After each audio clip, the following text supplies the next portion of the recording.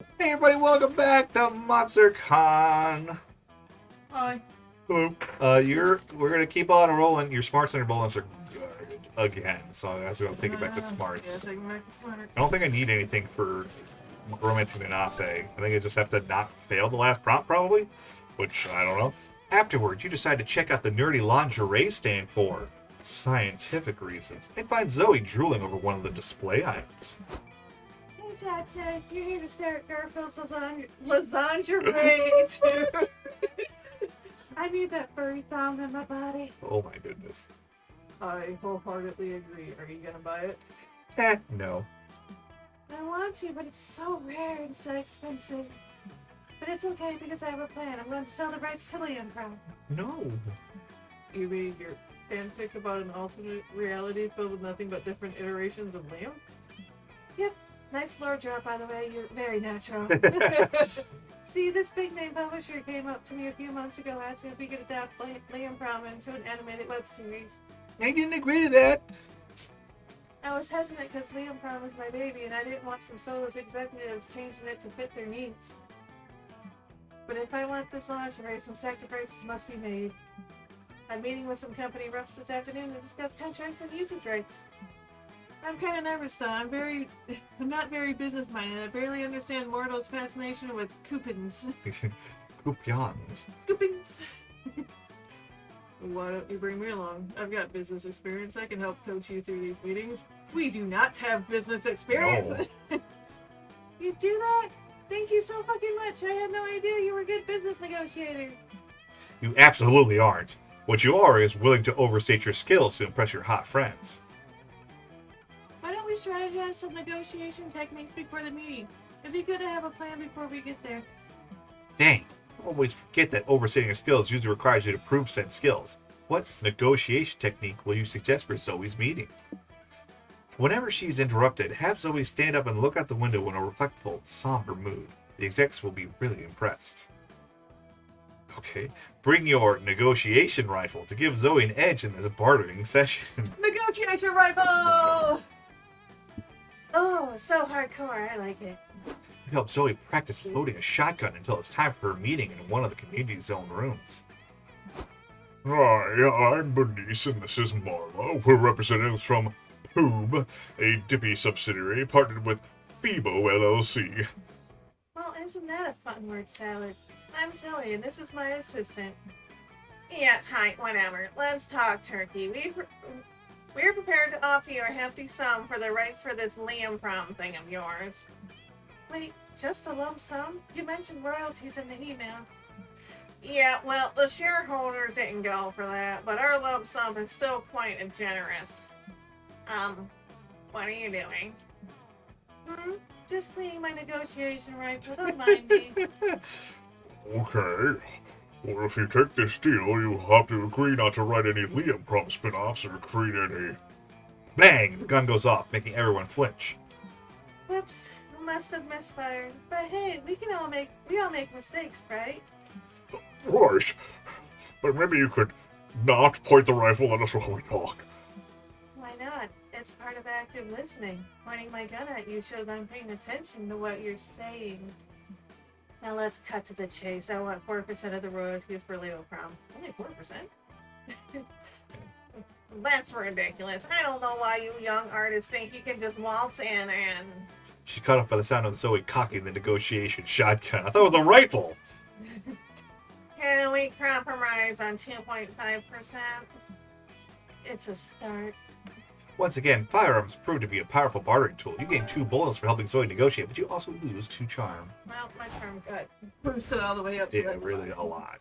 I need fun and boldness. Oh. You were lucky enough to get a date with Nanase, the author of your favorite space opera. You're at a bar, trying to repress the urge to ask for spoilers. So, do you like sports? If so, is it true that Captain Takeda is, involved with Empress Tishi? Well, you tried your best. Sorry, Nanase. I'm just too excited. I love the Kurahara Chronicles. I don't blame you. And let's keep it between us. But yes, Takeda and Teishi are totally playing each other on the sly. I knew it! Man, it must be amazing to create a whole galaxy filled with characters. It's pretty cool. I'm pretty glad that I can making a living from my passion, even if... What? Well, sometimes it can feel a bit draining. The fandom keeps asking for more, you know? Like, I just released my 4th volume of the saga. It's gonna be like a fucking meta commentary on... Because of the 4th game or whatever. And my fans already want to know what I'm going to do for the 5th. Right, so what are you going to do for the 5th volume? I actually have no idea. I've written hundreds of pages and dozens of characters already. Sometimes it feels like I've exhausted all the possibilities. I've done friends to lovers, lovers to friends with benefits, enemies to lovers, lovers to enemies with benefits. Maybe you could create a new villain to shake things up. Right, like I haven't thought of that. I've brainstormed a few villains, but nothing too convincing. If you've got an idea, I'm all ears. This is your chance to prove your creativity. If you help Nanase out of her creative block, you might be on your way to becoming friends to co-authors with benefits. A galactic robo-empire that's ever pushing the limits of humor and now wants to wipe out all organic life for the lulz. A guy with a knife that chases the protagonist through all of the galaxy. He only carries a knife, but he is hella persistent. This is just it's just the Necrons versus the mortal snail.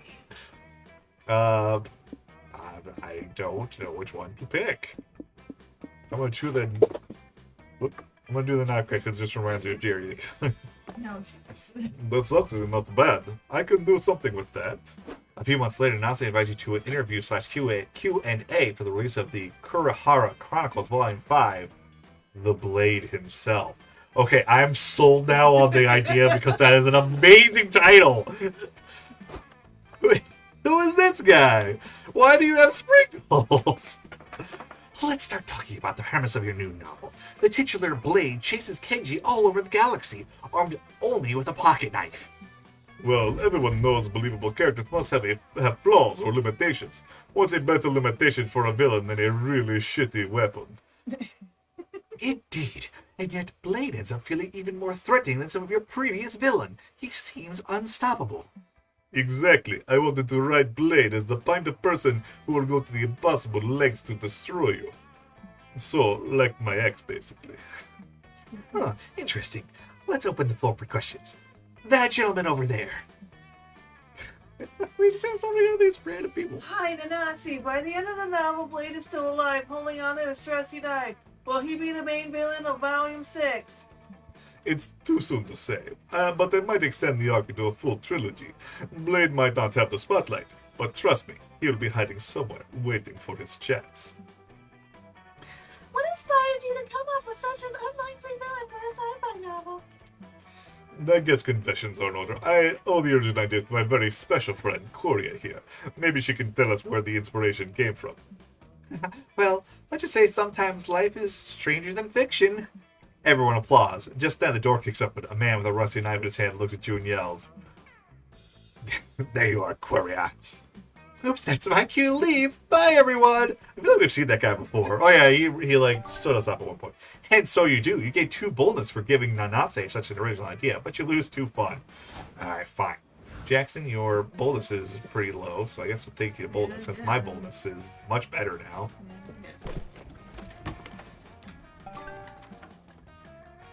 Later, you're in the hotel lobby going to town on some vending machine snacks when Zoe, Doug, and Nico sprint past you. Oh, Jackson saw us. Guess she's in on this too now. Come on. Ooh, what's going on? We're hot on the trail of the greatest mystery of our time. What room is famous actor Chad Pritt staying in? Chad Pritt. Our first clue was a room directory book laying open on the front desk. It said Chad Pritt 7A. How'd you do so? That was code for Chad Pritt. Moss Manish. A little bit, yeah. I gotta get back. Yeah, I'm doing so many fucking different accents. How you deduce that was the code for Chad Pritt staying in room 7A? Case cracked. Before you can ask yourself, is this wrong? You reach Chad Pritt's room. The door hangs off its hinges. Red is splattered all over the walls and floor. Nope, I absolutely not. Ladies first, Zoe. I may be hard-boiled, but I'm still a gentleman at heart. I see.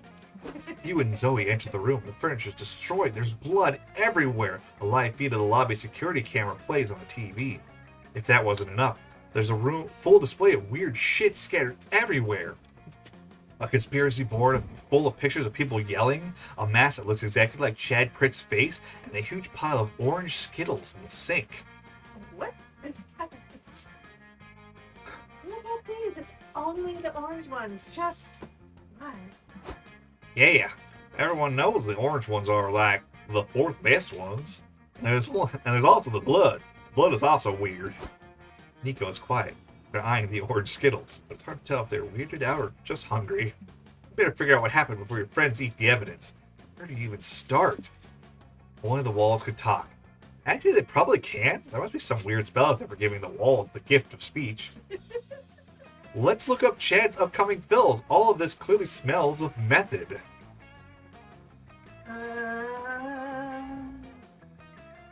Wallace talking. Okay. Oh, I know just the spell. Stand back, everyone. Zoe does her spooky eldritch magic thing. Nothing visibly changed, but you feel like the whole room is staring into your soul now. So that's fun. Ah!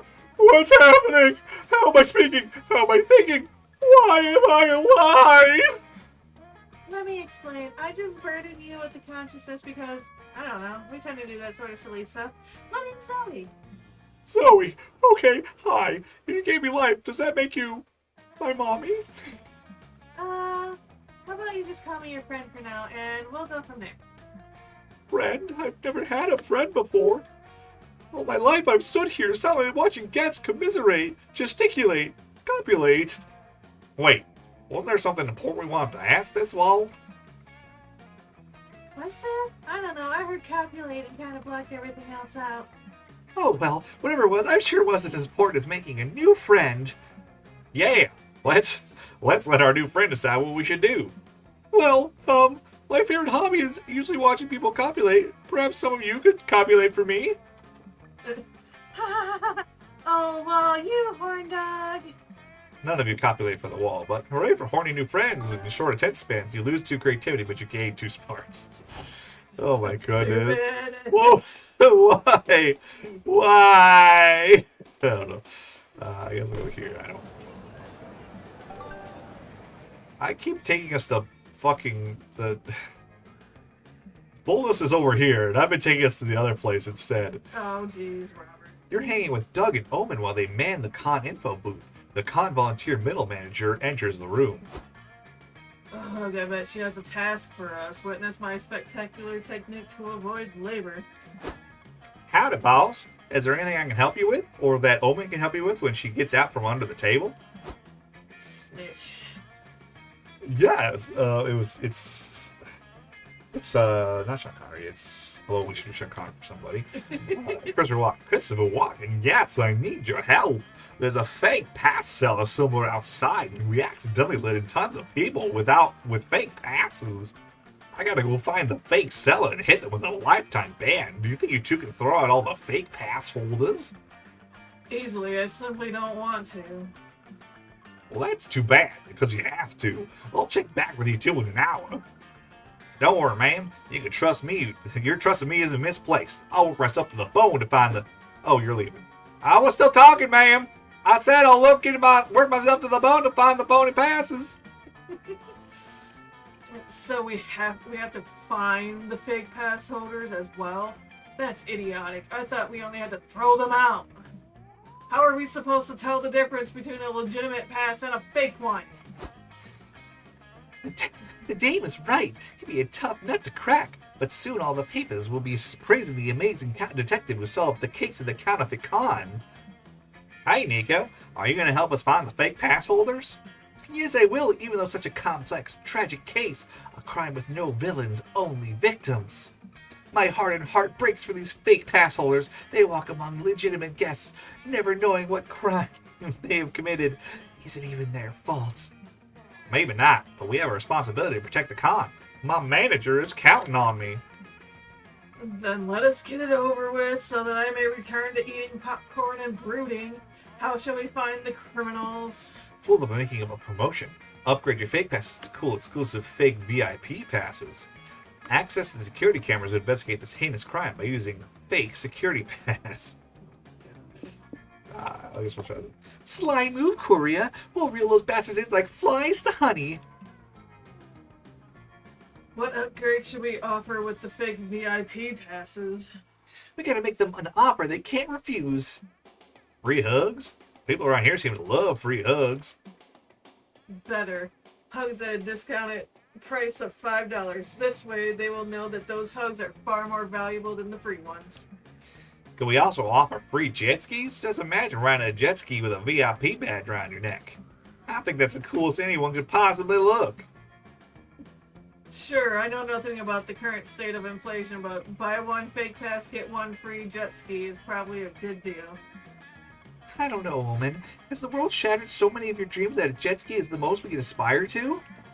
Whoa, Dave. Ugh, is a free jet ski not enough for you greedy bastards?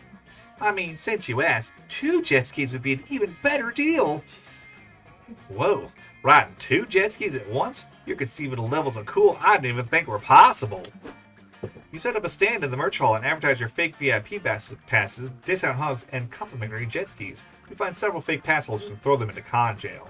You still give them discounted hugs, but because even criminals need a hug every now and then, you gain 2 charm but lose 2 boldness. Losing all the boldness. Alright, it's shopping time. Hello there. Hi there. Fancy a mystery box? Nobody knows what's in them, so pick one and we'll both find out. What do you want?